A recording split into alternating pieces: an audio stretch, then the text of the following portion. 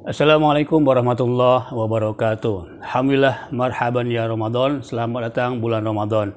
Bulan penuh ampunan, bulan penuh rahmat, dan semoga kita semua menerimanya sebagai seorang hamba yang beriman, kemudian mendapatkan cita-cita akhir sebagai orang yang bertakwa. Alhamdulillah, di bulan Ramadan ada godaan lain. Selain daripada godaan lapar, godaan haus, dan godaan hawa nafsu, ada godaan yang kalau kita terkena, boleh jadi akan sia-sia Ramadan kita. Apa itu? Godaan riba. Oke. Awal Ramadan biasa nih nanti nih. Nah, mulai pertengahan, orang banyak keperluan. Ada yang pengen beli motor baru, pengen mobil baru, pengen rumah baru, baju baru, dan sebagainya. Kemudian tidak ada uang, tidak ada pinjaman, akhirnya mencari jalan pintas dengan menggunakan transaksi yang riba. Bagaimana supaya teman-teman tidak terjerumus kepada transaksi yang riba? Ya, saya berikan 3 tips supaya di bulan Ramadan selamat daripada jeratan riba. Yang pertama apa? Yang pertama qanaah. Apa itu qanaah? Nerima apa yang ada. Apapun yang datang kepada diri kita, semua sudah kehendak Allah Subhanahu wa Ta'ala. Dapat gaji sekian, alhamdulillah cukup ya. Terima apa yang ada. Pemberian dari suami cukup, terima apa yang ada. Kemudian apapun yang nampak kita buat diri kita, maka bersifatlah qanaah, nerimo ya. Terima apa yang ada, kemudian merasa puas, cukup. Insya Allah cukup. Tapi kalau kita tidak merasa puas, kemudian muncul sifat-sifat yang lain, nah disitulah munculnya orang-orang terkena korupsi, kemudian riba dan sebagainya karena tidak puas. Bahkan boleh jadi orang yang merasa tidak puas, dia akan terus kekurangan. Kalau tidak ada iman amal soleh, akan terjerumus tuh kepada riba, korupsi atau lain sebagainya. Itu yang pertama apa? Qanaah. Yang kedua apa? Yang kedua, senantiasa bersyukur ya.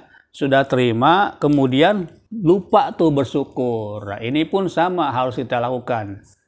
La in syakartum la azidannakum. Barang siapa bersyukur, sungguh aku akan tambahkan nikmatnya.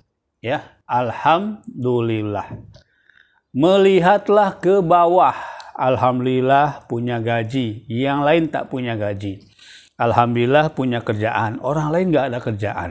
Alhamdulillah dapat profit, yang lain bangkrut, boncos. Alhamdulillah ada handphone, sederhana, syukuri ya. Alhamdulillah. Alhamdulillah ada motor, alhamdulillah. Walaupun ngadat, walaupun banyak problemnya, alhamdulillah yang lain tidak punya motor. Alhamdulillah punya mobil. Walaupun sederhana, lunas, tidak riba, alhamdulillah. Yang lain nggak punya mobil. Nah, kalau untuk lihat perkara duniawi, maka teman-teman lihatlah ke bawah. Masih banyak orang yang lebih menderita dibanding kita semua. Nah, kalau kita senantiasa bersyukur, insya Allah akan selamat daripada godaan riba. Karena apa? Di situ muncul tuh, ya. Ketika tidak bersyukur, kemudian melihat rumput tetangga. Teman-teman semua, rumput tetangga lebih hijau dibanding rumput kita ya. Lihat motor tetangga, kita ingin ikut-ikutan.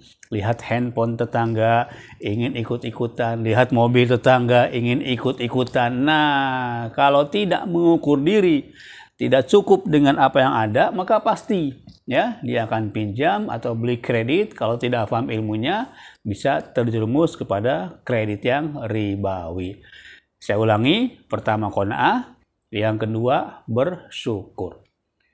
Senantiasa bersyukur sampai lupa kapan waktu mengeluh ya. Bersyukur lagi, alhamdulillah lagi, insya Allah akan bertambah nikmatnya. La in syakartum la azidannakum wa la in kafartum inna azabi lasyadid ya.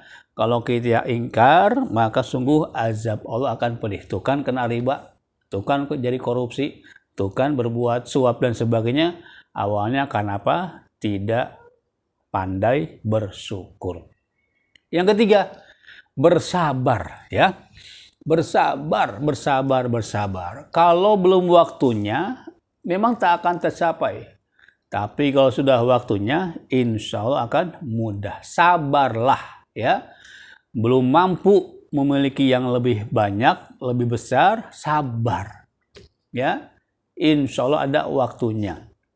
Belum mampu ganti motor, sabar.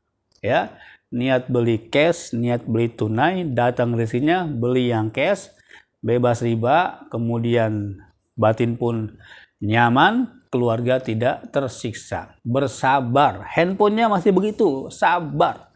Ya, naikkan omsetnya, naikkan profitnya, sabar. Kalau belum waktunya, tak akan jumpa. Apalagi dengan riba tadi, ya.